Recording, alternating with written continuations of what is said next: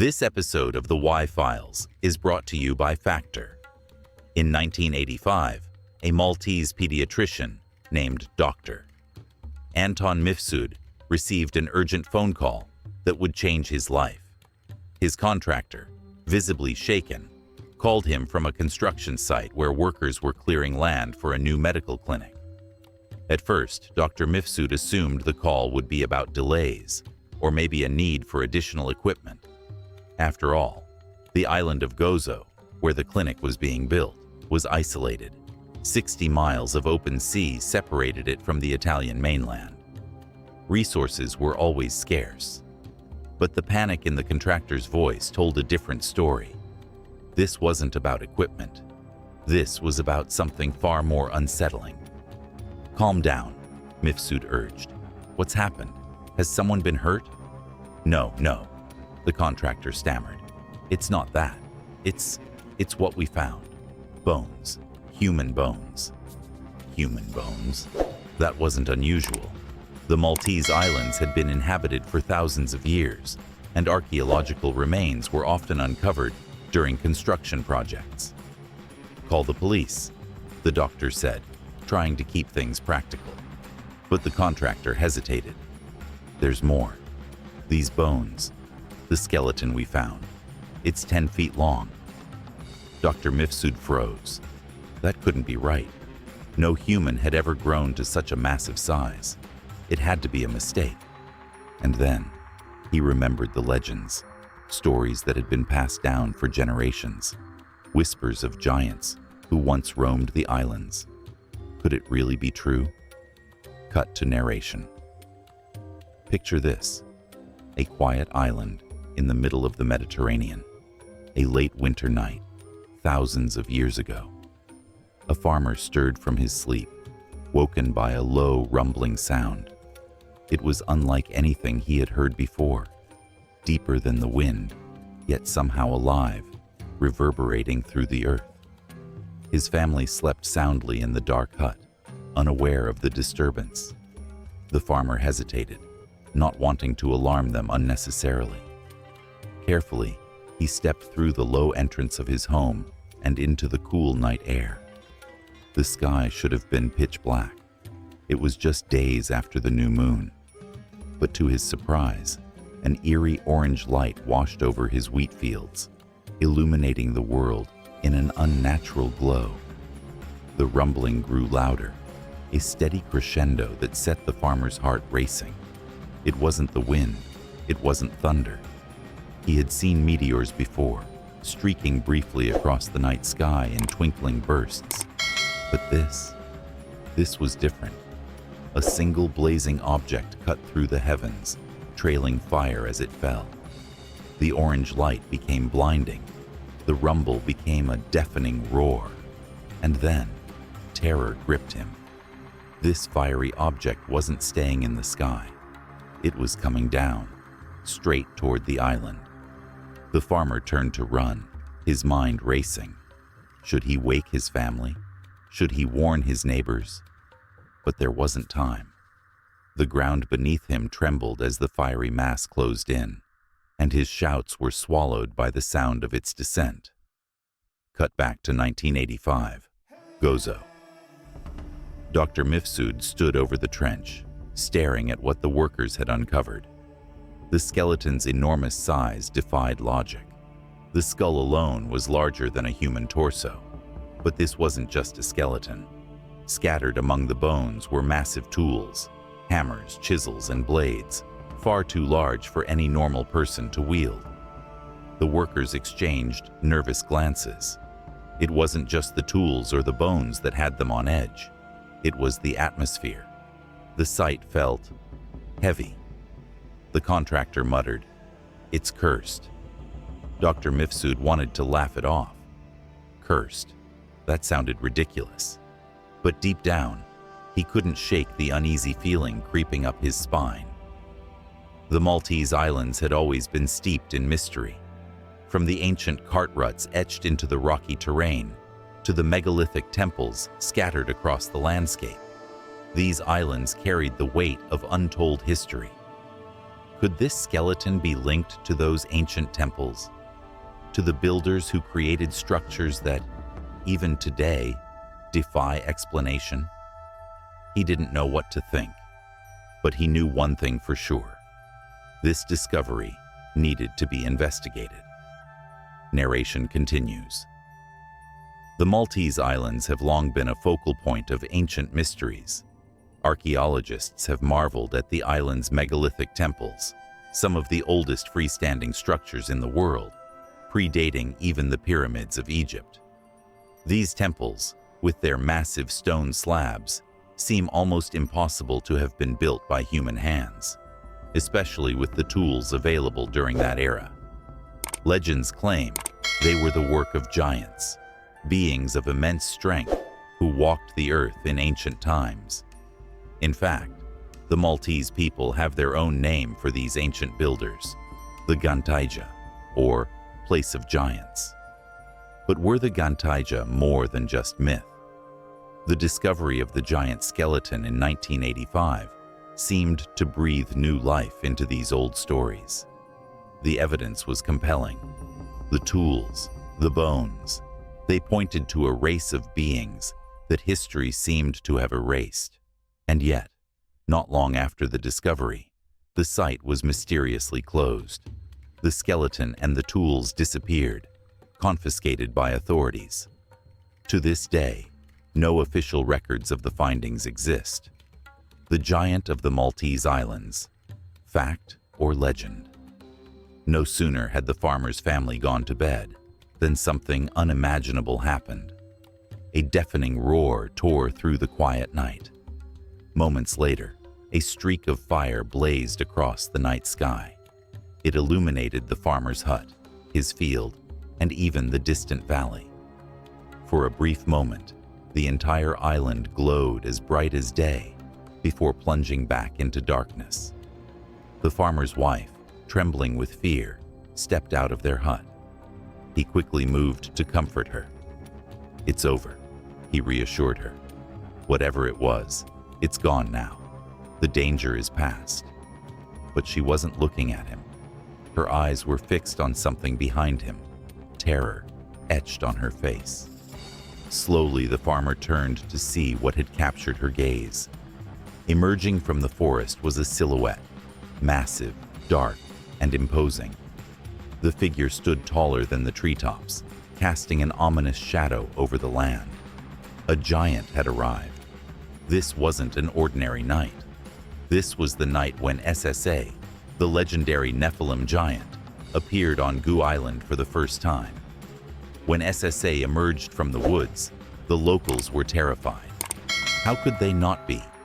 Her towering size and incredible strength were unlike anything they'd ever seen. Yet, over time, she earned their trust. SSA revealed that she was from an ancient race of beings known as the Nephilim, and she pledged to protect the people of the islands.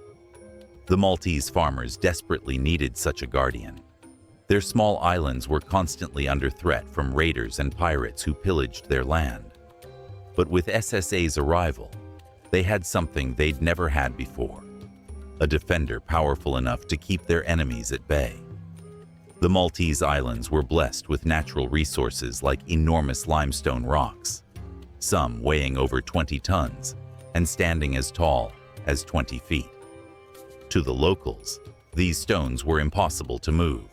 They had no metal tools, no advanced technology, not even the wheel. Thousands of years ago, such tasks were inconceivable.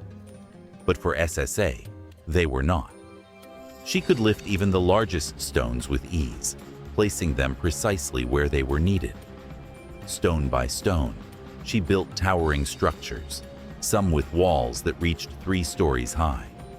Over time, she constructed an astonishing 30 megalithic temples across the islands. The most magnificent of these temples stood on Gu Island. The farmers named it Gantaija, meaning place of the giant, in their native tongue. Made up of 2 separate buildings and constructed with massive limestone blocks, Gantaija still stands today, a testament to an age when giants roamed the earth, or so the legends claim. Centuries passed, and SSA faded from memory. To the modern inhabitants, she became little more than a myth, a story told to children. The enormous stone temples she had built were now attributed to human ingenuity, not the hands of a giant. After all, who in their right mind would believe that giants once existed? But then, the bones were discovered. The Maltese Islands, situated strategically in the heart of the Mediterranean, have been occupied for thousands of years. Just 60 miles from Italy and 180 miles from North Africa, their location made them a prime target for conquerors. First, the Phoenicians came, then the Romans, the Byzantines, the Arabs, and finally, the Christians. By 1530, the islands were governed by a nobleman named Giovanni Francesco Abela. Abela was fascinated by the ancient structures scattered across the islands. Unlike many of his peers, he didn't dismiss them as ruins of little significance. Instead, he began documenting and studying them. Many of the temples were buried under centuries of debris, but a bit of excavation revealed their true scale. These weren't small shrines, they were enormous. One day, as workers dug near one of the sites, they found something extraordinary. Wedged in the crevice of a rock was a bone, a femur. When Abela examined it, he couldn't believe his eyes. This was no ordinary human bone. It was twice the size of a typical femur. If the person who owned this bone had been alive, they would have stood nearly 10 feet tall. The discovery was only the beginning. Abela organized further digs across the islands. By 1647, his team had unearthed an array of bones, massive skull fragments, tibias larger than any human's, impossibly large vertebrae, and enormous pelvic bones. Abela was convinced these were the remains of giants. He published his findings in a groundbreaking book that brought him fame across Europe.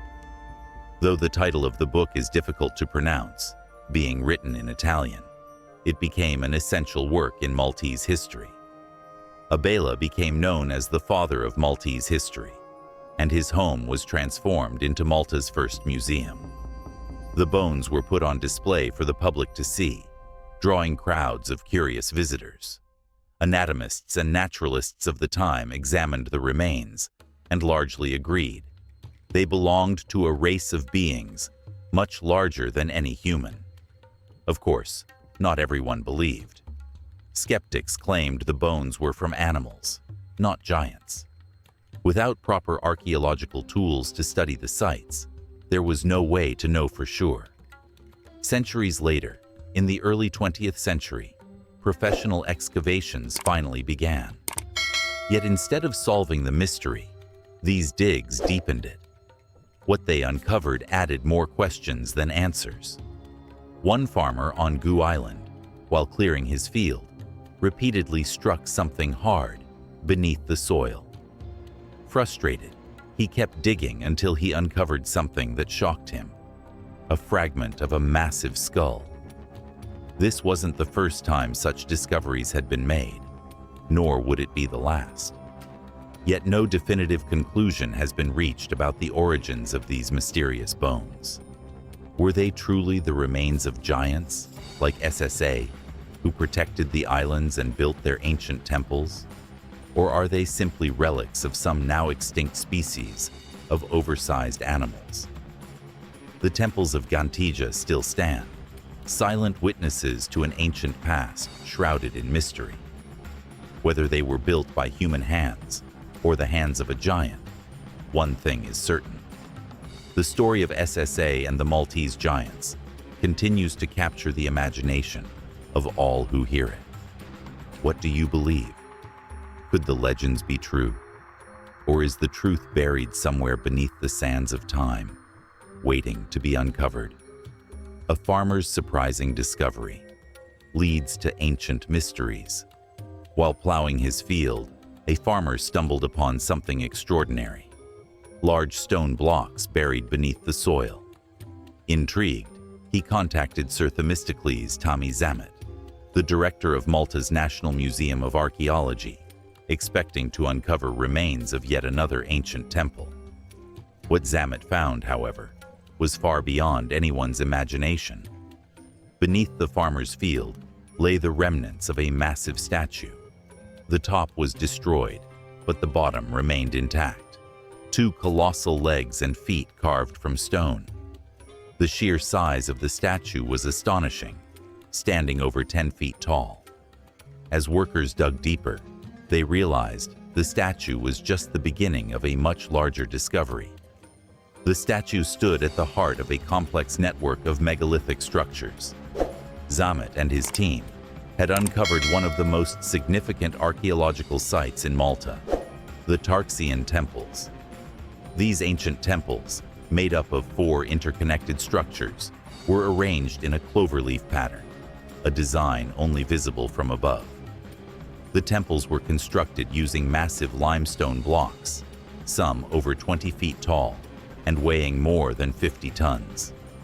Walls, doorways, and floors were meticulously crafted from enormous stones that fit together with precision. How could a prehistoric society achieve such architectural mastery? This question drove Zamet to continue excavating. Over the years, Zamet uncovered nearly 30 similar megalithic sites across Malta. Each was built using the same technique: enormous limestone slabs stacked perfectly, with no mortar to hold them together. But one site in particular stood out among the rest: the Hagar Kim and Menajdra temples, an ancient calendar hidden in stone. The Menajdra temples held a secret that baffled archaeologists. They weren't just places of worship, they were sophisticated calendars. On the equinoxes, the sun's rays would align perfectly with the temple's central axis, flooding it with light. On the solstices, the sun aligned with another axis, creating a similar effect. The precision of this alignment was remarkable, down to just a few degrees. However, modern measurements revealed that the alignment was slightly off. Did the ancient builders make a mistake? The answer is no. This slight misalignment is due to a natural phenomenon called axial precession. Over thousands of years, the Earth's axis wobbles slightly, shifting the position of the stars and the sun. When the Menajdra temples were first built, their alignment with celestial events was perfect. And when was that? Archaeologists estimate the temples were constructed around 10,200 BC, a time that aligns with a critical event in Earth's history: the Great Flood, a catastrophe that reshaped the world. Around 10,200 BC, the world experienced the aftermath of the Younger Dryas, a sudden and dramatic period of global cooling. As the ice sheets melted, massive floods swept across the Earth, reshaping its landscape. Coastal cities were wiped out, submerged beneath a wall of water that moved at unimaginable speeds. The flood was catastrophic, leaving only the inhabitants of higher ground as survivors. But what caused this great deluge? Theories vary. Some scientists point to the impact of a giant asteroid. Others suggest a massive solar storm. Whatever the cause, the flood was swift, merciless, and world-changing. Zamet, working in the early 1900s, had no knowledge of asteroids or solar events. But he did know the ancient story of the Great Flood, a tale shared in the Bible and echoed in cultures around the world. According to the book of Genesis, the flood was no random disaster. It was an act of divine judgment meant to destroy the Nephilim. Who were the Nephilim? The Nephilim are mentioned in Genesis 6:4, described as a race of giants, mighty men of old, men of renown. But the Bible provides only limited details about their origins. For a fuller account, we turn to the Book of Enoch, an ancient text revered in the Ethiopian Orthodox Church. and studied by scholars of early Judaism and Christianity. The Book of Enoch tells a chilling story. It begins with a group of angels called the Watchers, whom God assigned to oversee humanity. Instead of guiding mankind, the Watchers rebelled. They descended to earth, took human wives, an act forbidden by God, and fathered offspring.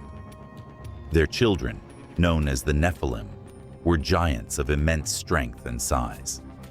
But they were also corrupt and violent, wreaking havoc on earth. According to the Book of Enoch, their wickedness was so great that God sent the flood to cleanse the earth of their influence. The flood was meant to destroy the children of the Watchers and restore order. Did the Nephilim survive? If the Nephilim perished in the flood, their story should have ended there. But centuries later, in the Book of Numbers, we find a puzzling account. When Moses sent spies to explore the land of Canaan, they returned with a troubling report. The land through which we have gone to spy it out is a land that devours its inhabitants, and all the people that we saw in it are of great height. And there we saw the Nephilim.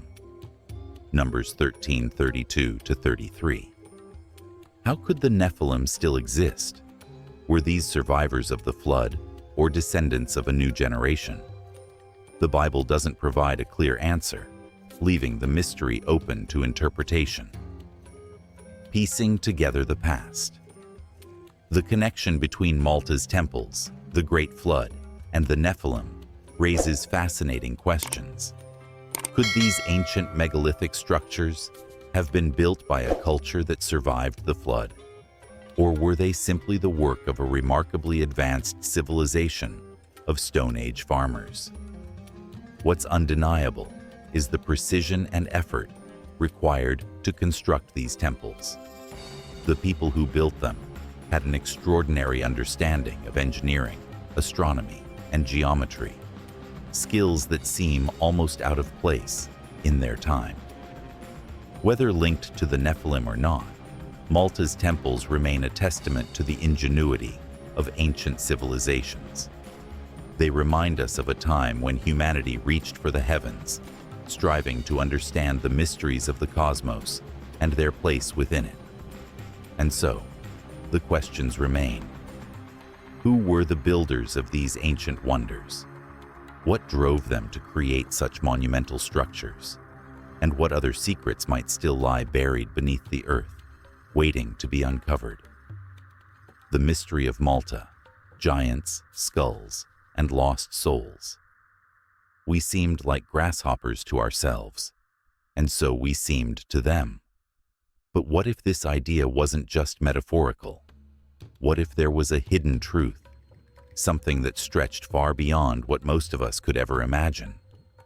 The legend of SSA predates the Bible by thousands of years, yet somehow it aligns shockingly well with one of the most enigmatic ancient texts, the Book of Enoch. According to the legend, SSA was a demigod, a giant who survived the Great Flood. Stranded on an island, she was desperate to continue her bloodline. But here's the problem.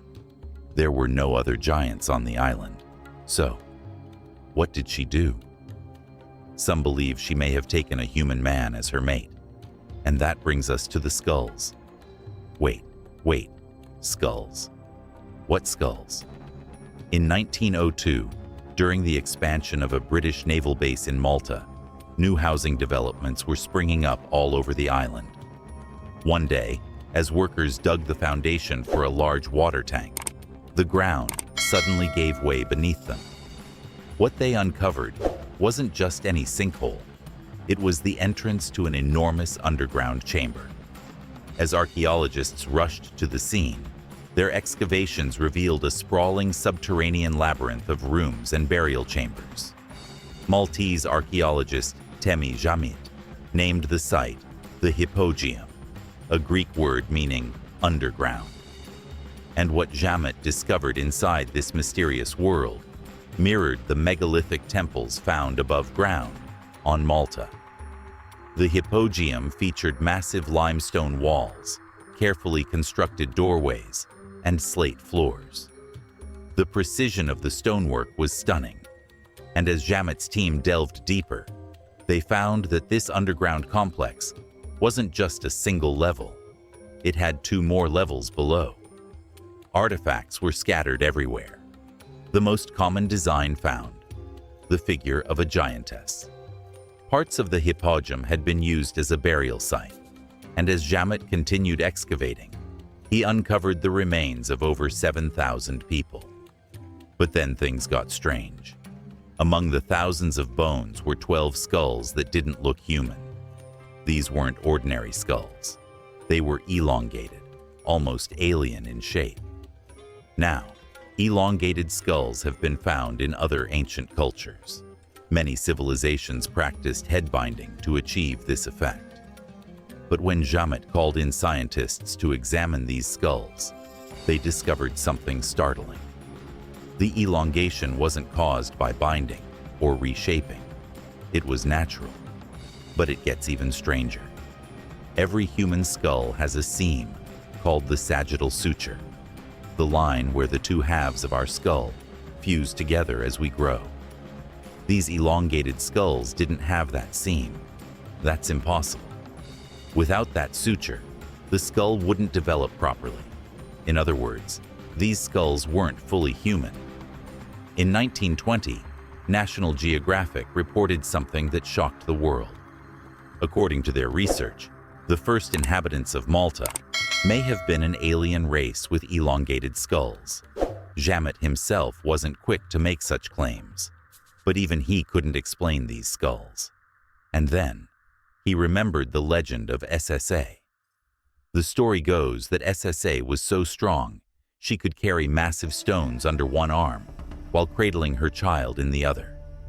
This child was said to be a Nephilim, a human-giant hybrid.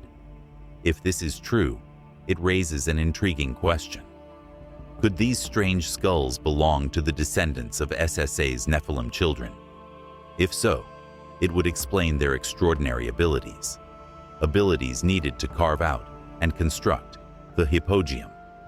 It's an exciting theory, but up until now, it's just a legend. There was no proof of giants or Nephilim living underground in Malta.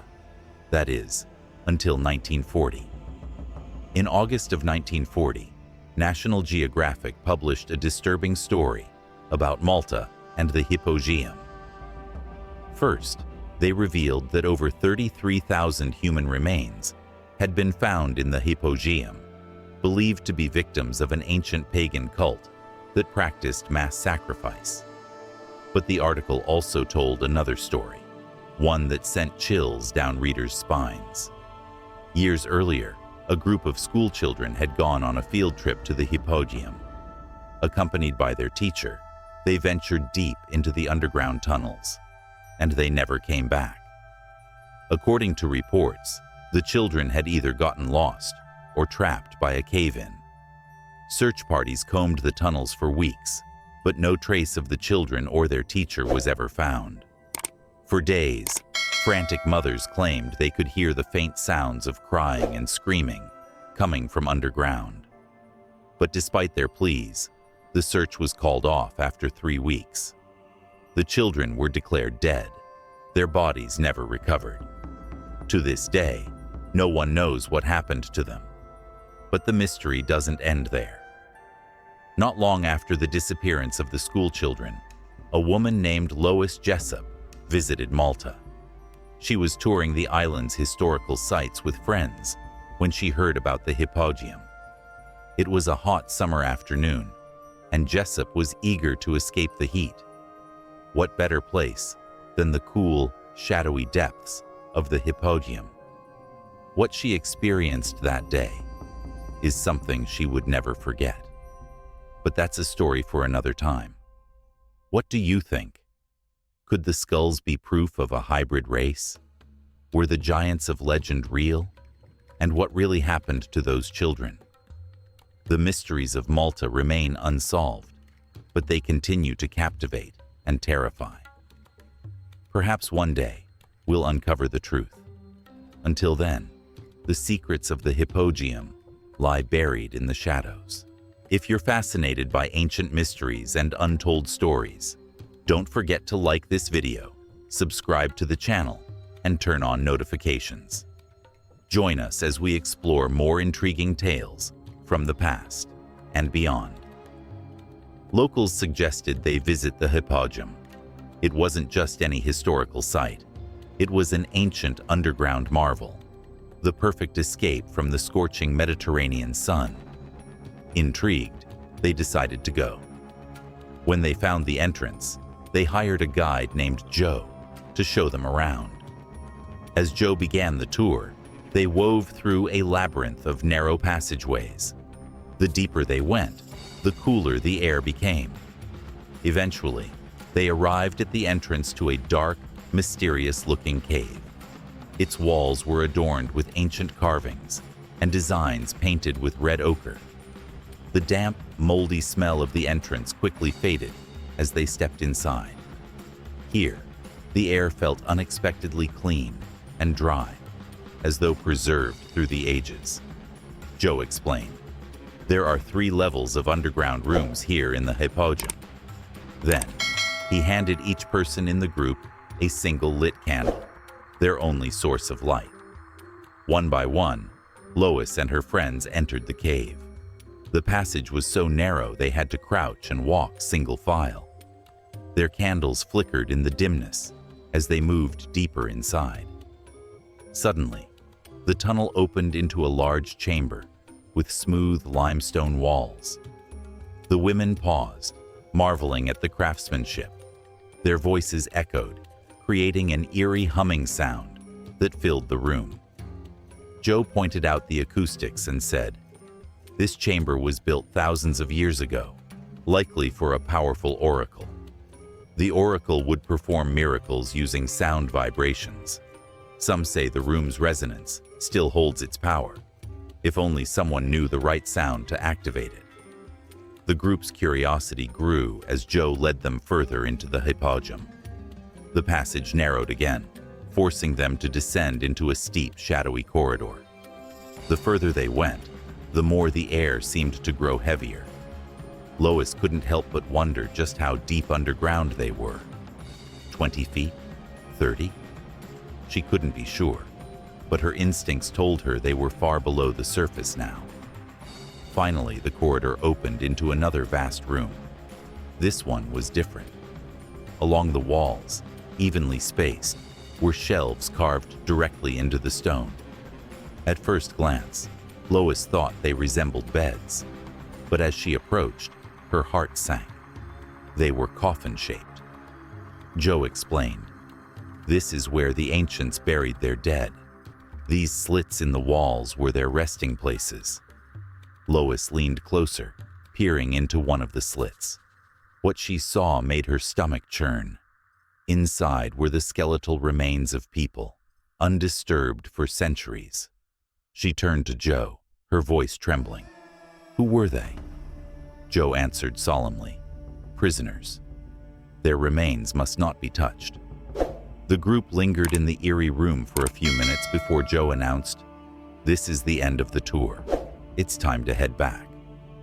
But Lois wasn't ready to leave. Her eyes fell on a small arched doorway at the far side of the room.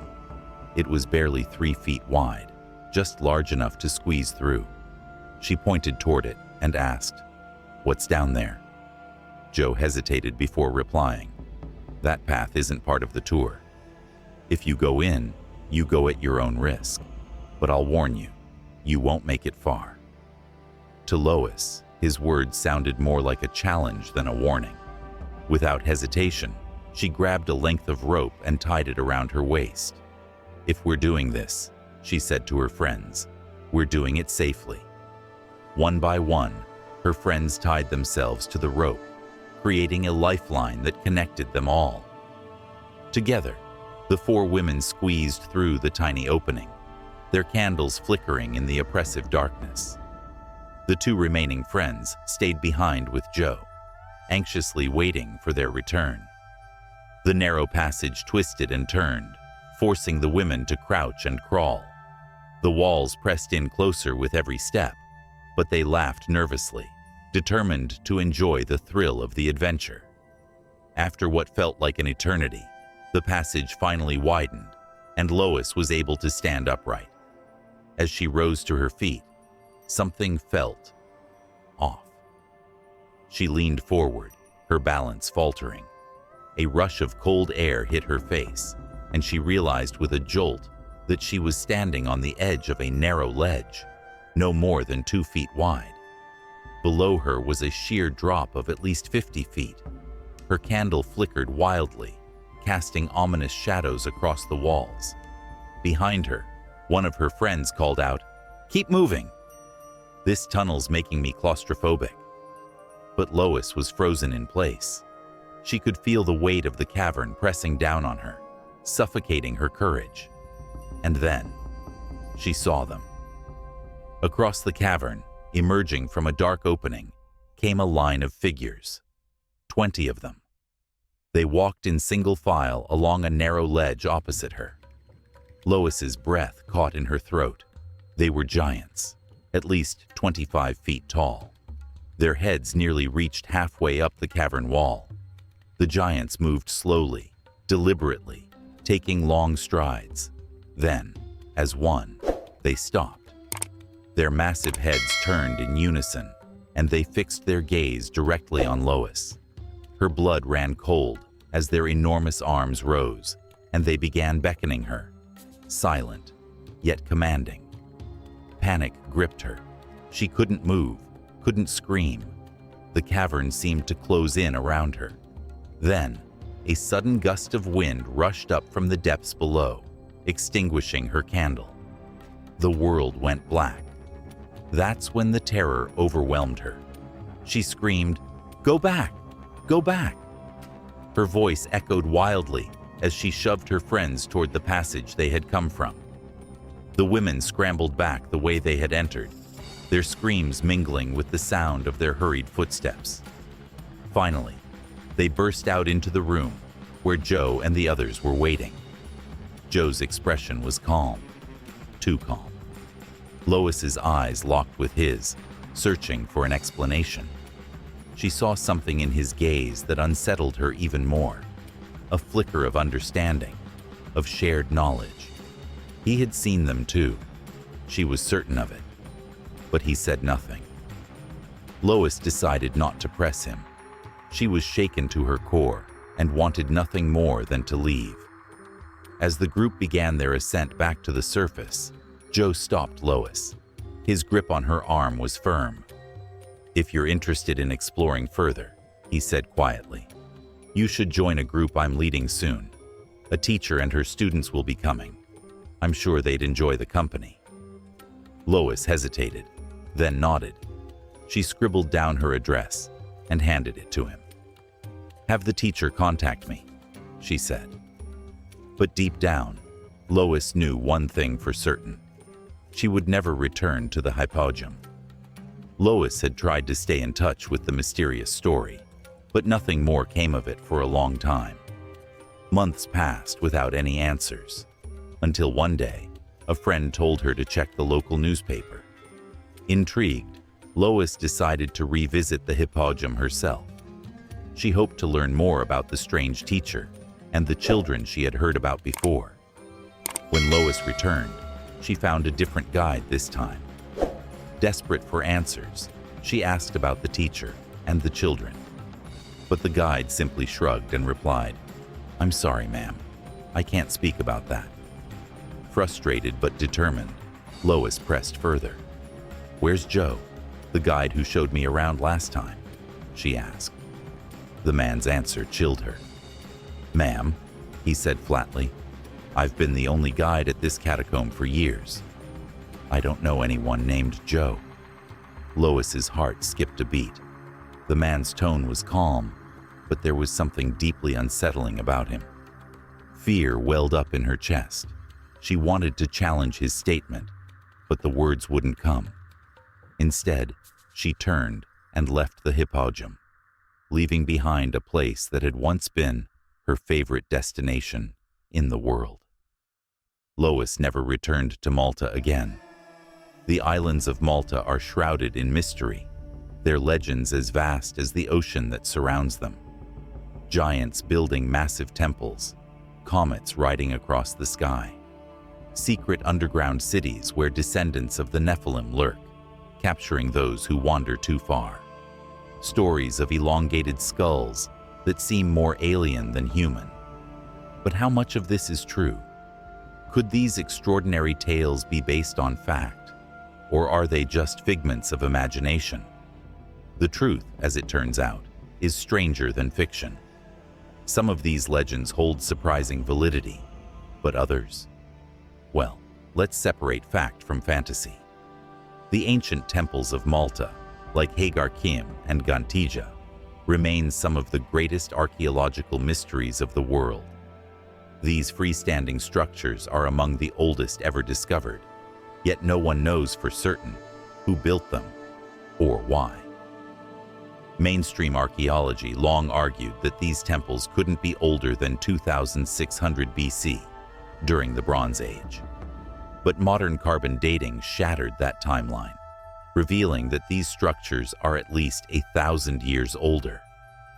This fact alone makes them some of the earliest architectural feats ever recorded. Some even suggest they date back to the Younger Dryas period, 12,000 to 13,000 years ago. If true, this would align with theories about solar positioning at places like Manajra, another Maltese temple. The alignment of Manajdra's design with the sun's movements is so precise that it hints at incredible engineering knowledge. But there's a catch. We can't definitively prove this theory yet. What we do know is shocking. These temples were built in an era when humanity didn't even have the wheel or written language, let alone advanced tools to carve stone so perfectly. Yet there they stand, testaments to an ancient knowledge of engineering and logistics that we still don't fully understand. How were they built? Who had the expertise to achieve this? These questions remain unanswered. As for the tales of giants, what about those? Could there be truth to the stories of massive beings who once roamed Malta? In the 1600s, a significant discovery was made on the island of Gozo.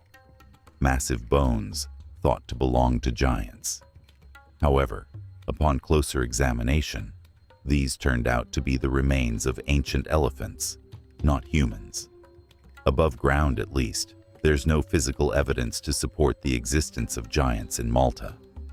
But below ground, things become a little murkier.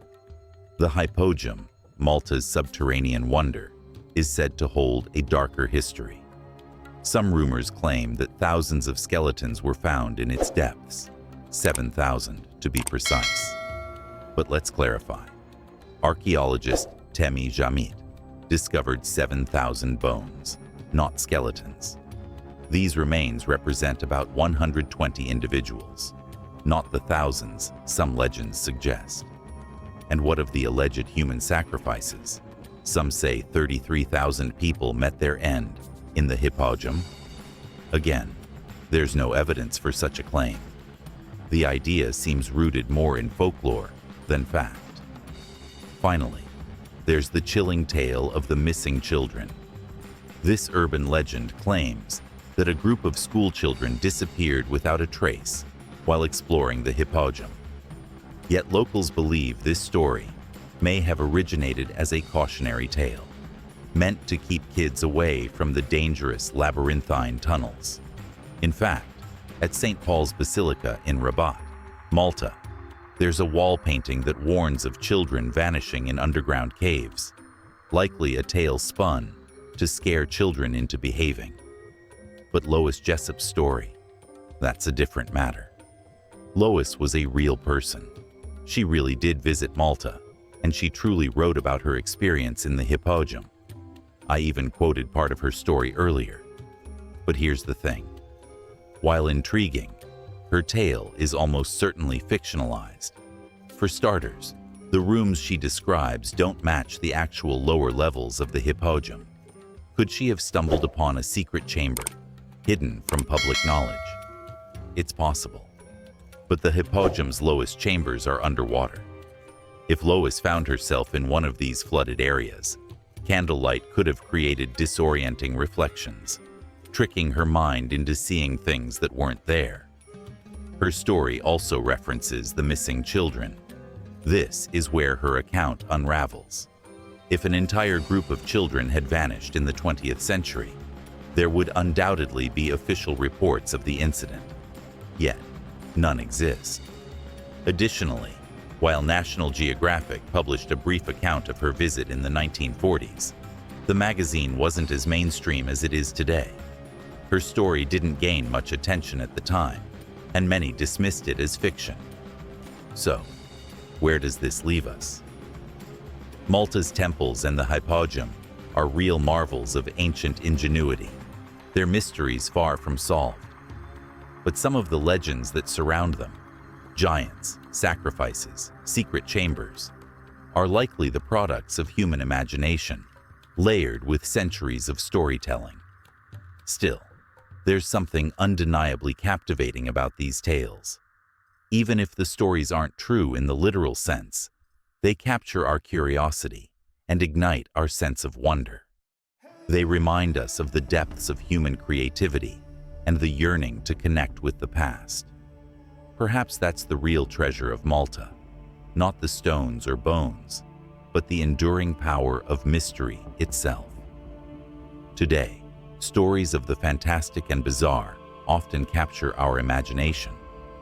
Don't you miss the days when these tales felt both unbelievable and strangely possible? I do. And I wish we could return to that sense of wonder. Take, for instance, the elongated skulls. They're a real conundrum. Sir Tami Zamit, who was actually trained as a doctor, had expertise in anatomy, physiology, and craniology. He documented these skulls as belonging to the long-headed type. But that's as far as he went. No grand explanations, just quiet observations. For years, these skulls were hidden from the public. Naturally, this secrecy fueled countless speculations and theories. Finally, after decades of mystery, they were put on display just a few years ago, and they are long-headed. Some clearly appear to have been artificially elongated through binding, a practice seen in many cultures around the world, but not all of them fit this explanation. Here's where it gets strange. Skeptics argue that the elongation is purely genetic. Others? Well, some suggest alien genetics might be at play. And then there's the ancient astronaut theorists, who boldly claim that these skulls, and similar practices worldwide, might have been a way to worship extraterrestrial visitors. Who's right? We don't know. What we do know is that these skulls are still being studied, leaving us with more questions than answers. Let me admit something. Before researching this episode, I didn't know much about Malta and its ancient mysteries, but stories about giants? Now those, I know well. People love them, not because I believe every word of them, but because they're fascinating. Then I came across the Temple of Hagar Kim and Menajdra in Malta. And this threw me for a loop. The temples are over 12,000 years old, aligning perfectly with the sun's movement during the Younger Dryas, a time of dramatic global change near the end of the last ice age. Think about it. The architectural precision of these structures is mind-blowing. And while we're on the subject of ancient floods, you'll notice how often the Younger Dryas and the Great Flood pop up on this channel. We're 3 years in, and these themes surface time and time again. When I first started the Y-Files, I dismissed most of these stories as myths or misinterpretations. Fun to explore, but ultimately just bunk. But something changed. There have been a handful of episodes, just a few, that genuinely made me stop and rethink my assumptions. Am I a full believer? Number. But am I more open-minded than when I started? Absolutely. And honestly, maybe I've been researching this stuff for too long. Maybe my brain is wrapped in a bit of tinfoil now. But here's where I've landed after all this time. The moon? It might be hollow. Crop circles? I think they're real. And ancient megalithic structures, like those in Malta. I'm starting to believe they might have been built by a race of giants, very long ago. But let's pause. If that's true, where's the evidence? Some say there wouldn't be any because of what happened next. When the Great Flood came, the giants supposedly boarded their chariots, took to the skies, and returned home. That's one way of looking at it anyway. Thank you so much for hanging out today. My name is AJ. That's Hecklefish, and this is the Y-Files. If you enjoyed today's episode or learned something new, do us a favor. Subscribe, comment, like, and share. Seriously, that stuff helps more than you know. Most of the topics we cover on this channel come directly from you. If you have a story you'd like to see featured, head over to theyfiles.com/tips and let us know. And don't forget, the Y-Files is also a podcast. Twice a week, we dive even deeper into these fascinating stories. And sometimes, we cover things that wouldn't be allowed on YouTube, episodes we label as unredacted. It's called The Y-Files, Operation Podcast. Not the most creative name, but easy to remember.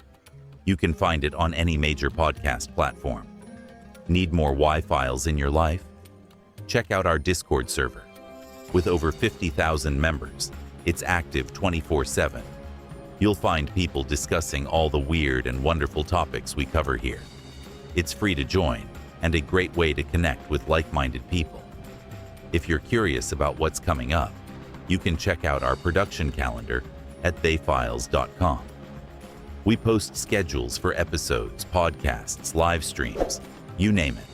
Special thanks to our amazing patrons. You make this channel possible. Without your support, the Y-Files wouldn't exist. Every episode is dedicated to you. Thank you. If you'd like to support the channel, consider joining us on Patreon for just $3 a month. You'll get access to exclusive perks like early access to ad-free videos, members-only merchandise, private live streams, twice a week, where you can ask questions directly to the team.